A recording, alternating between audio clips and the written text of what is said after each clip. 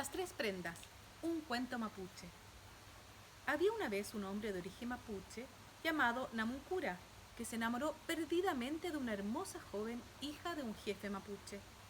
El hombre no tenía nada en el mundo, excepto 3 cadenas de oro que su padre le había dejado como herencia, de las que se sentía muy orgulloso.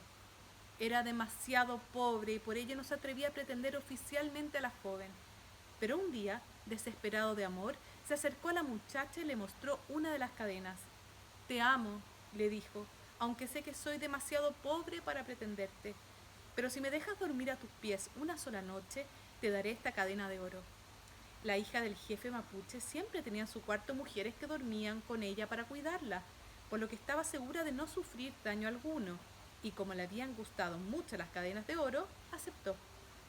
Aquella noche Namuncura durmió a sus pies, contentándose simplemente con estar a su lado. Al día siguiente ofreció a la muchacha otra cadena, con la misma condición que la muchacha aceptó. Y al tercer día volvió a hacer lo mismo, entregando a la joven en consecuencia su tercera cadena de oro y pasando la tercera noche junto a sus pies. La doncella quedó gratamente impresionada por las muestras de amor y respeto de aquel hombre tan pobre, y cuando al fin se atrevió a pedirle que se casara con él, aceptó. Pero mantengámoslo en secreto durante un tiempo, le rogó ella. Deberé explicárselo a mi padre. Él tal vez no comprenda, pero no quiero contrariarlo ahora. De acuerdo, respondió Namuncura. Nos casaremos y de ahora en adelante a nadie hablaré de nuestro compromiso. Será mi más preciado secreto, pero a cambio te pido que me esperes 3 años, pues en ese tiempo seré capaz de labrar mi propia fortuna. Si vas a ser mi esposa, tengo que hacerme rico y poderoso, digno esposo de la hija de un jefe tan importante. ¿Y cómo sé yo que volverás? ¿Cómo sabré que no es un vil engaño?, le preguntó ella. Me llevaré 3 de tus prendas, dijo Namuncura. Eso nos unirá para siempre. La muchacha le entregó 3 de sus mejores prendas, una falda, una blusa y una manta, que él guardó con gran ternura en un morral de cuero para salir, acto seguido, en busca de fortuna. 3 años después, Namuncura volvió convertido en un hombre rico, con muchas anécdotas que contar acerca de las aventuras por él vividas. Venía elegantemente vestido y parecía un hombre que había viajado mucho y aprendido múltiples cosas. De inmediato se dirigió a la aldea donde vivía la hija del jefe, ansioso de compartir con ella su fortuna. Pero cuando llegó, se encontró con muchas personas vestidas elegantemente, que se disponían a celebrar algo. Él se interesó muchísimo por lo que ocurría y así pudo saber que, justo aquel día, la hija del jefe se iba a casar. Entonces, tratando de disimular su gran pena en el corazón, se unió a los lugareños. ¿Tú eres forastero, no?, le preguntó el jefe, mientras observaba lleno de admiración el caballo que el extranjero montaba. Por las ropas que luces y lo finamente adornado que tienes el caballo, me parece que vienes de muy lejos. ¿Por qué no desmontas y nos cuentas cosas acerca de ti? Mi hija se va a casar hoy con el hijo de un rico terrateniente que yo escogí para ella, pues no quiero que pase el resto de su vida sola. Me ha contado que espera a un hombre con el que se casó en secreto, pero yo no le creo. Pero no hablemos más de ella. Ven, desmonta y cuéntanos tu historia mientras esperamos que empiece la ceremonia. Si tanto os interesa, dijo cortésmente Namuncura, tomando asiento delante de la casa del jefe y rodeado de un corrillo de oyentes. Así estaba cuando la hija del jefe apareció en la puerta y su corazón dio un brinco y empezó a latir más rápido. Estaba tan hermosa como siempre, aunque sus ojos, le pareció a él, demostraban tristeza. Ella lo miró sin reconocerlo. Con sus elegantes ropas, con la barba que se había dejado crecer en su ausencia y un sombrero que le cubría gran parte de la cara, le pareció un extraño. La primera cosa bien hecha por mi parte, dijo Namuncura, fue la de comprar con lo primero que gané 3 fuertes perros de presa. Comenzó a decir. Ellos me dieron suerte. Me encontraba yo cabalgando un día por la pampa cuando vi un avestruz que corría delante de mí. Tenía unas plumas tan hermosas que decidí darle caza, para lo cual envié tras él a uno de mis perros. Este era ligero, pero ¿cómo corría ese avestruz? Nunca había visto cosa igual, y parecía que el perro no iba a ser capaz de darle alcance. Al fin, sin embargo, el perro logró atraparlo por la cola y miren lo que le arrancó. Namuncura entonces le mostró la falda que la hija del jefe le había dado en prenda. La multitud se echó a reír al imaginarse a un avestruz con faldas y la muchacha miró al hombre con sumo interés. Después prosiguió: me di cuenta de que el perro estaba agotado y mandé a otro en persecución del gran pájaro. Yo no cejaba en mi afán de hacerme con sus plumas. El segundo perro era más rápido que el primero y pronto se puso a la altura del ave. Entonces le tiró un mordisco tremendo y se quedó con una de sus alas. El avestruz, a pesar de todo, logró escapar, pero mirad lo que se le cayó. Entonces el extranjero mostró a las gentes allí reunidas la segunda prenda, la blusa. Otra vez se echaron todos a reír y de nuevo la muchacha miró con los ojos muy abiertos al narrador de esta historia. Yo, de todas formas, no podía permitir que el gran pájaro se me escapara, continuó. Lo veía comer tranquilamente a lo lejos. Me acerqué sigilosamente como un gato montés, sin que se percatara de mi proximidad, y envié tras él al tercer perro. El avestruz, sorprendido, intentó correr, pero el perro ya estaba encima de él. Tras un breve forcejeo, los dos cayeron rodando al suelo. Entonces me di cuenta de que el ave ya era mío, y en su caída soltó esto. Namuncura mostró el manto, la tercera prenda. Y entonces...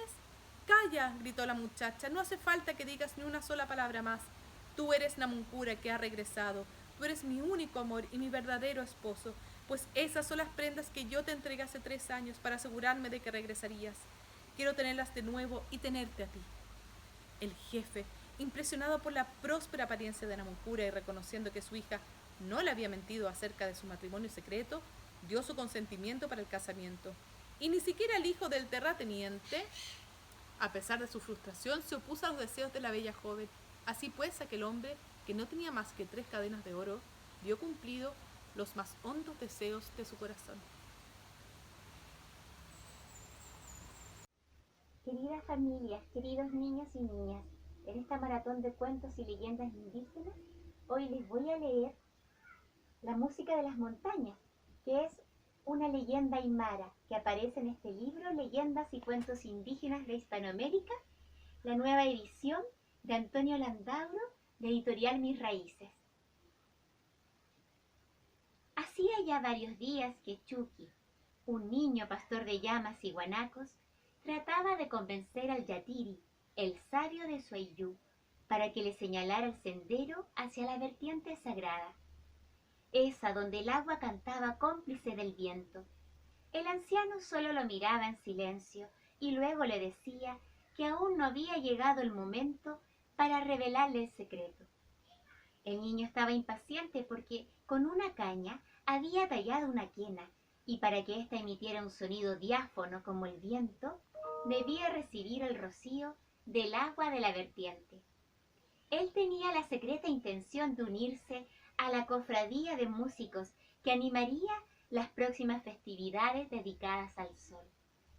Su madre Yucca, que era tejedora, lo observaba con atención cuando regresaba en las tardes con el rebaño, mientras tejía en el telar una colorida manta para protegerse de los intensos fríos altiplánicos. Lo veía preocupado, pero no le decía nada.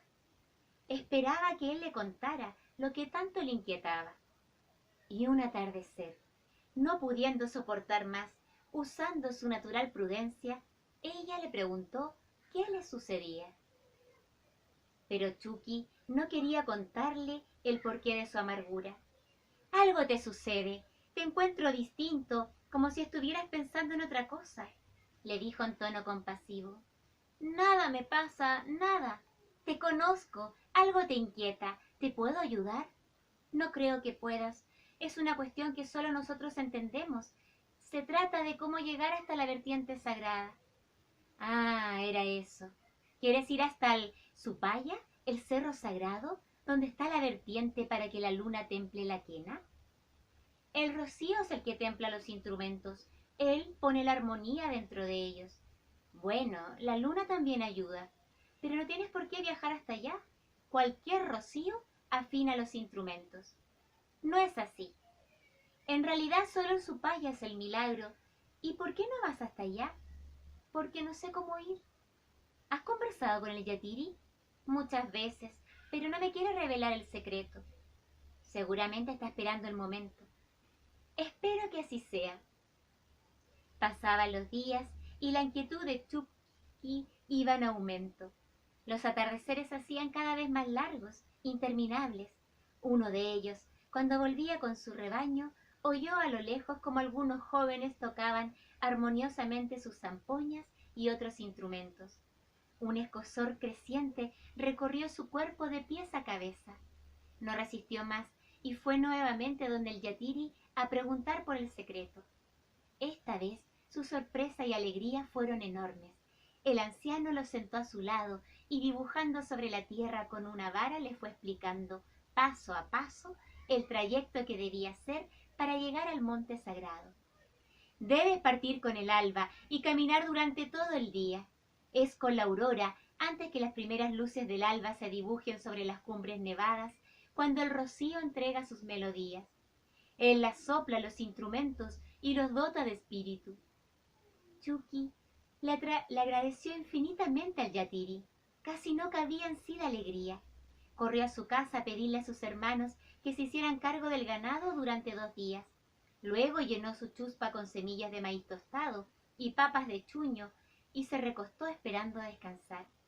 La madre no le dijo nada. Lo miraba con una sonrisa de orgullo. Sabía lo que la música representaba para su hijo y comprendía la agitación que lo embargaba.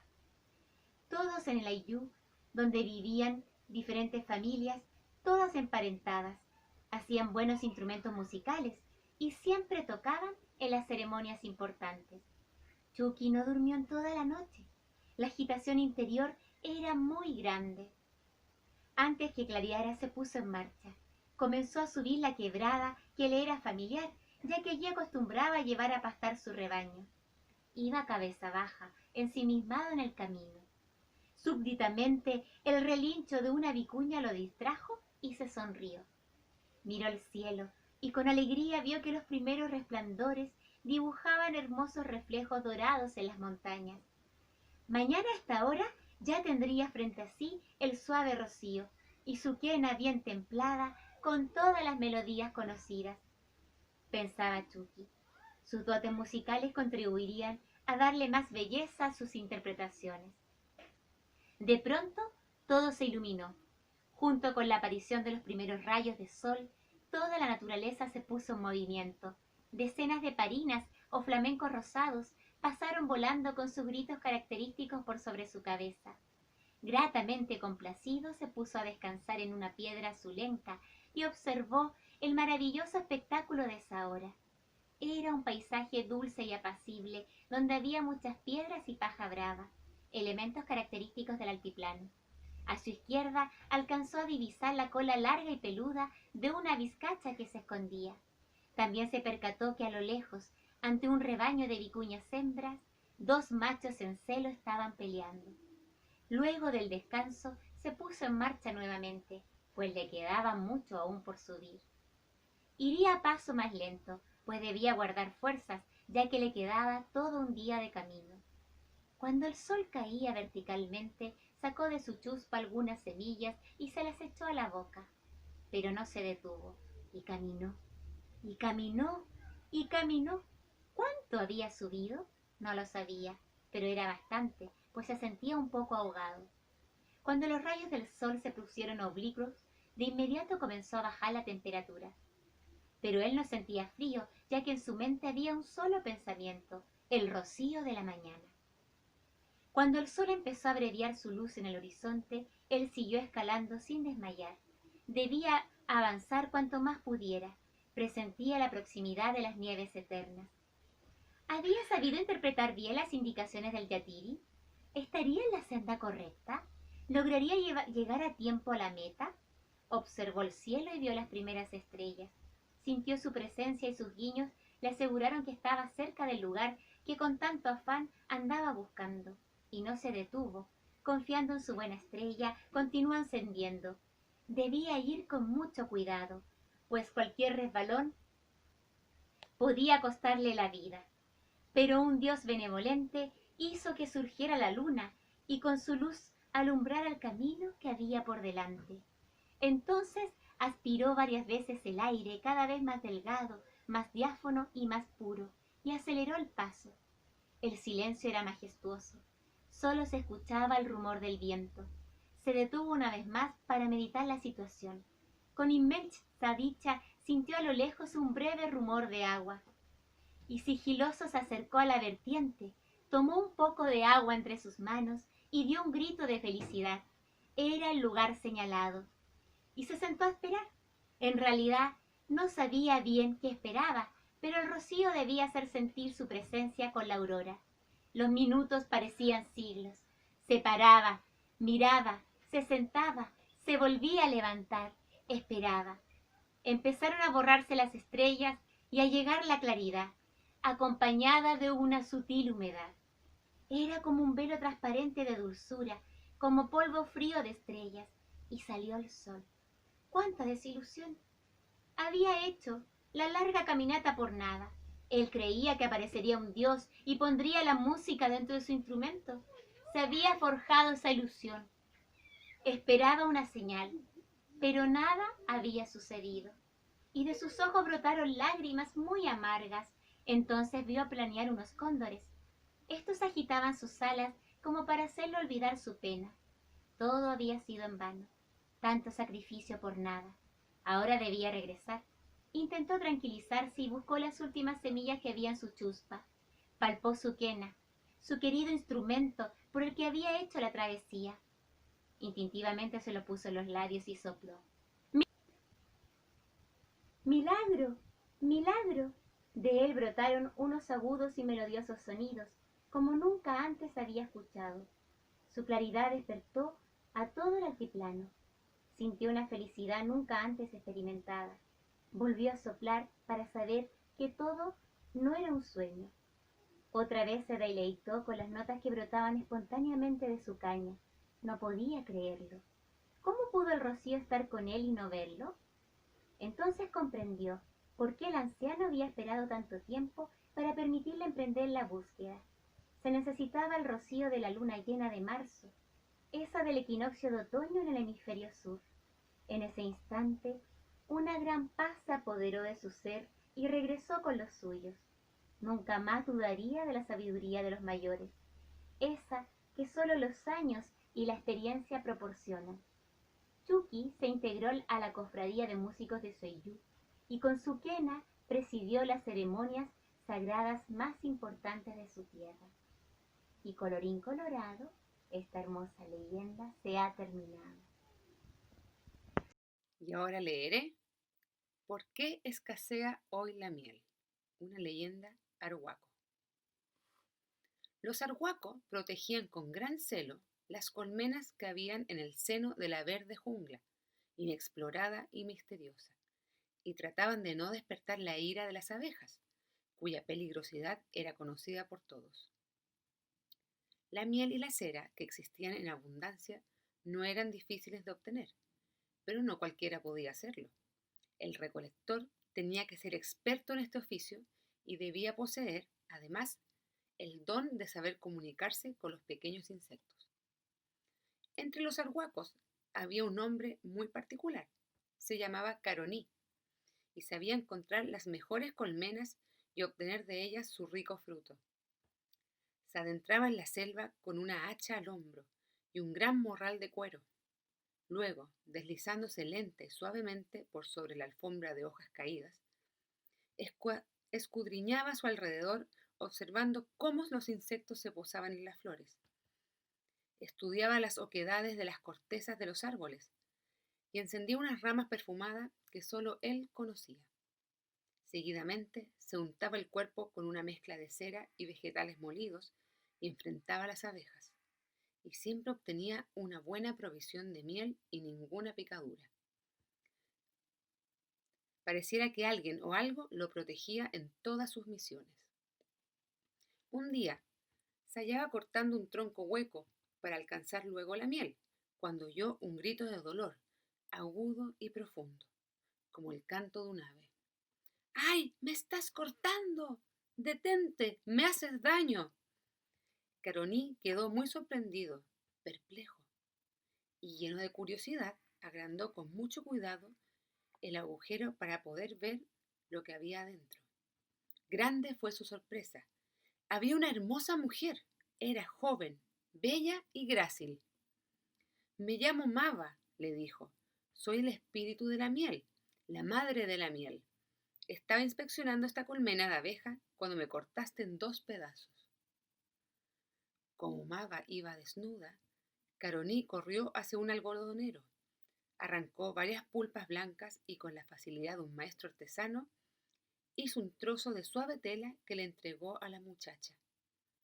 Tras un largo diálogo, los jóvenes descubrieron su afinidad espiritual y él, sin titubear, le pidió que fuera su compañera, cosa que ella aceptó gustosa, pues Caroní sabía tratar a las abejas y era un ser muy tierno y bondadoso.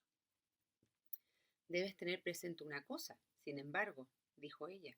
Jamás, jamás deberás pronunciar mi nombre en voz alta. Si lo hicieras, tendrías que abandonarme por mucho que me pesara. Caroní prometió tener mucho cuidado al respecto y trataba de no pensar en su nombre para que no se le escapara en un momento de distracción. Entonces decidió llamarla simplemente esposa. La pareja vivió felizmente durante varios años. Mava era una buena cocinera y hacía excelentes casiris y paiwarris, una deliciosa cerveza de yuca fermentada y batatas rojas. Las fiestas que ellos brindaban en honor a los dioses de la selva se hicieron muy famosas por el elixir que servían. Aunque todos los invitados fueran muy numerosos, con una jarra de cerveza bastaba para alegrarlos a todos. Con el tiempo, Caroní llegó a ser el más diestro en encontrar y obtener miel. Su nombre era respetado y admirado en todas las aldeas de la selva. Se llegó a creer que tenía facultades superiores, mas en realidad era Mava quien le enseñaba todo lo que una persona humana podía saber sobre la miel y las abejas. Sin embargo, sucedió lo que nunca debió suceder. Un día, Caroní se encontraba bebiendo con unos amigos. Todos estaban muy contentos y animados y acababan de beberse la última gota de la jarra de casiri. No os preocupéis, dijo Caroní en tono festivo, que Mava nos hará más.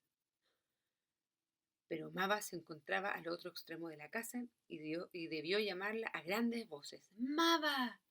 ¡Mava! ¡Ven acá! En cuanto pronunció su nombre, y estando aún algo achispado, se percató del error que había cometido, de la promesa que había hecho, del juramento. Se puso de pie muy preocupado y corrió hacia la ventana. Justo en ese instante, una pequeña abeja pasó volando frente a la choza, delante de su cabeza. Dio una vuelta a su alrededor, y aunque alzó las manos implorando que se detuviera, la abejita desapareció y se internó en la majestuosa selva. Mava cumplía su promesa. Lo había abandonado para siempre. Con Mava desaparecieron la buena suerte y la felicidad del hombre del Alto Orinoco, y resultó muy difícil desde entonces encontrar miel en cantidad suficiente. Ake Waiwen, el león marino. Este es un cuento de origen selknam que está recogido en el libro Leyendas y cuentos indígenas de Hispanoamérica del autor Antonio Landauro. Entre las familias House destacaba la de los 4 hermanos y estaba integrada por 3 valientes guerreros y una bella doncella. Cran, Shenu y Osh eran sus nombres. Amenuncr se llamaba ella. La muchacha tenía ojos grandes, cabello negro, largo, hasta la cintura y tez cobriza. Además se destacaba por ser una diestra pescadora, motivo por la que todos la envidiaban. Hasta sus hermanos sentían cierto recelo por esa cualidad con la que la habían bendecido los dioses. Amenuncr todas las mañanas se dirigía al roquerío de la costa y siempre regresaba con abundante pesca y mariscos. Solo sus padres le mostraban su amor incondicional y estaban conscientes de que ella sentía una inexplicable y misteriosa atracción por el mar. Para ella, solo el mar tenía sentido. Tal vez por este motivo, ella nunca se había fijado en ningún joven y ningún muchacho la pretendía ni la cortejaba. Siempre se veía a Amenucru sola, sentada frente al mar, pensativa, tal vez soñando que se elevaba por los aires como un pájaro y abandonaba el reducido mundo en que vivía. O tal vez soñaba con ser un pez y recorrer todos los rincones del océano. Mientras así divagaba, sintió que un pez picaba su anzuelo. Con presteza recogió la cuerda y se percató de que algo o alguien se había comido la carnada. Irritada volvió a colocar carnada en el anzuelo y lo volvió a arrojar. Pero la escena se volvió a repetir. Perdía la carnada sin tener éxito alguno en la pesca. La muchacha, movida por la curiosidad, se subió a una alta roca para ver desde allí qué ocurría. Con sus grandes ojos escrutó palmo a palmo al mar que tenía a sus pies. Entonces ocurrió que un Aquehuaugen, o león marino, levantó la cabeza del agua, la miró lleno de bondad, se sumergió y volvió a observarla. Amenuncru comprendió entonces que era ese león el que le había comido la carnada reiteradas veces. Entonces con una voz gruesa pero pausada, se excusó. Es más, le dijo que de buena gana le habría dejado pescar, pero no lo hizo porque no habría podido verla más. Amenuncru, que nunca había escuchado palabras de amor, se ruborizó, pero sintió una gran felicidad. Entonces le preguntó al león, que no le quitaba los ojos de encima: ¿te gustaría vivir en tierra firme? Ni aunque pudiera lo haría, le dijo él. Yo no cambio la suavidad ni la tersura del agua. Aquí puedo viajar a donde quiera. El mar no tiene límites y es un mundo desconocido lleno de sorpresas. ¿No te gustaría vivir aquí?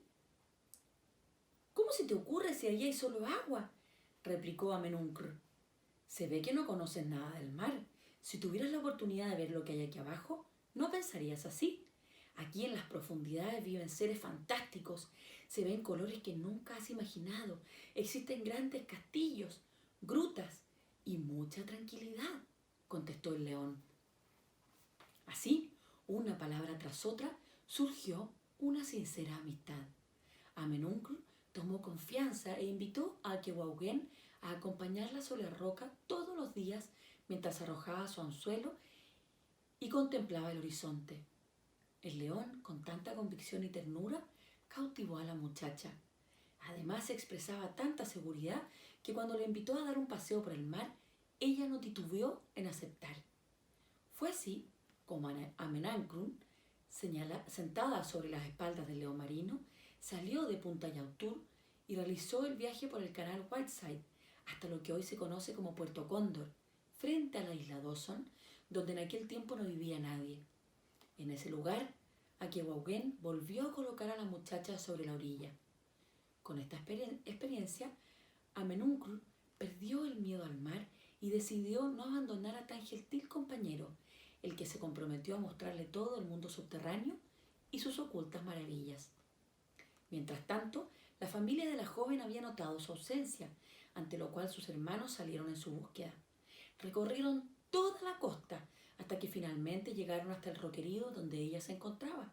Pero cuando Amenuncru los vio aproximarse, llamó a Aquehuaugen y le pidió que la llevara mar adentro, ya que no quería regresar. En realidad, ella se había encariñado con el león marino y sentía un gran amor por él. Antes de internarse en el mar, la joven le comunicó a sus hermanos su deseo de no regresar. Les dijo que había encontrado un marido que amaba y que le explicaran todo a sus padres.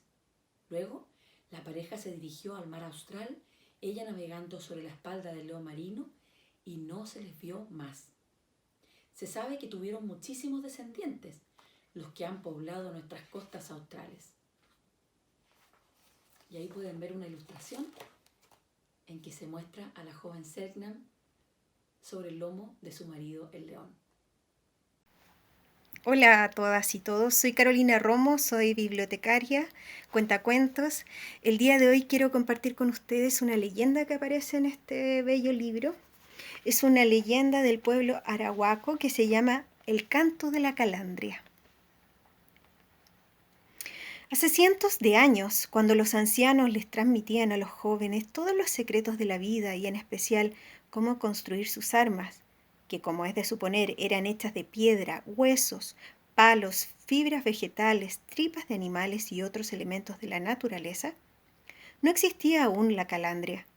Tampoco nadie se puede imaginar que ese bello pájaro gris, no más grande que de una mano extendida, con alas adornadas de azul y blanco y cuyo trino saluda la mañana con agudas notas llenas de alegría, alguna vez fue un joven esbelto muchacho que esperaba ser reconocido entre los suyos como adulto y guerrero. Urijamo, que así se llamaba el joven, se preparaba para la gran fiesta en la cual sería sometido a una prueba y consagrado como guerrero. Había tardado mucho en terminar sus armas, pues se había entretenido en tocar una pequeña flauta que él mismo había hecho con un pedazo de caña y con la cual emitía diferentes notas, creando hermosas melodías que semejaban el canto de las aves. Finalmente, cuando terminó de tensar su arco y afilar las puntas de sus flechas, se puso a practicar mostrando gran pericia. Era infalible y eso le provocaba gran orgullo. Se sometería a la prueba porque la bella princesa Oriú no lo quería esperar más. Lo iba a elegir como su pareja en la ceremonia que se celebraría después de la gran competencia, donde los jóvenes debían mostrar todas sus habilidades. Los competidores debían demostrar que sabían usar las armas, por eso tenían que dar caza y entregarle al jefe de la asamblea de sabios y sacerdotes de la tribu una gallineta o un pato silvestre, aves difíciles de atrapar porque vivían en lugares intrincados de la selva, donde el terreno era cómplice. A Urijamo le quedaba una semana para cazarlos en las misteriosas y extensas selvas del Orinoco. Tenía que ir solo, pero él sabía prender fuego con un palo y unas piedras y preparar su alimento. Además estaba seguro de que el gran espíritu de la selva le ayudaría a pasar la prueba. Confiado en sí mismo, se internó en los verdes páramos en busca de las preciadas aves. Sin embargo, la suerte no le fue favorable. Por más que buscó y buscó, no encontró por ninguna parte las aves que debía cazar. Lleno de furia e indignación, le gritó al gran espíritu: ¿Por qué no quieres ayudarme? ¿Acaso quieres que todos se burlen de mí? No es justo. Con rabia desmedida, se puso a disparar las flechas que portaba en su carcaj de cuero, matando lo primero que veía, y se movía sobre las copas de los árboles. Todas sus flechas dieron en el blanco y los animales ensangrentados y sin vida, uno a uno, cayeron sobre la superficie de la tierra. Pero a Orijamo no le importaba lo que había hecho. La ira había nublado su razón. Para aumentar su ofensa, no recogía lo que cazaba. Solo quería demostrarle al gran espíritu que él sabía usar las armas, que era el mejor de todos los arhuacos que poblaban la región. Al ver la manera en que el joven actuaba, el gran espíritu se enojó. ¿Cómo era posible que se comportara así? ¿Acaso Urijamo no sabía que solo se permitía cazar lo que era necesario? ¿Por qué no respetaba las leyes de la naturaleza? El gran espíritu, molesto con el comportamiento del muchacho y conmovido por aquella matanza, dirigió los pasos de Urijamo hacia el gran pantano, donde las aguas y el fango lo aprisionaron, impidiéndole salir de allí. Los pájaros que se habían escondido para que no los matara, volvieron a salir y lo rodearon. Cada cual cantaba su canción de alegría y se burlaban del cazador atrapado por el fango. Cuando el gran espíritu vio que el joven perdió la vida, tomó su cuerpo y lo convirtió en pájaro. Un pájaro para que nunca olvidara lo que había hecho. Lo dotó de los colores de las aves que lo rodeaban y le permitió cantar todas las canciones que había escuchado antes del castigo. Así nació la calandria, el pájaro de canto melodioso, uno de los más armoniosos de toda la selva.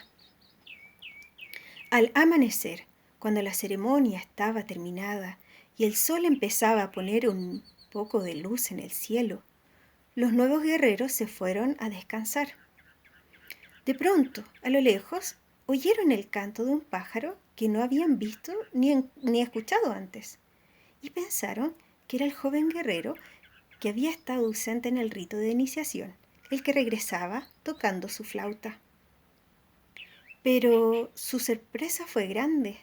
Solo vieron a un pajarito desconocido y en su recuerdo decidieron llamarlo Urijamo.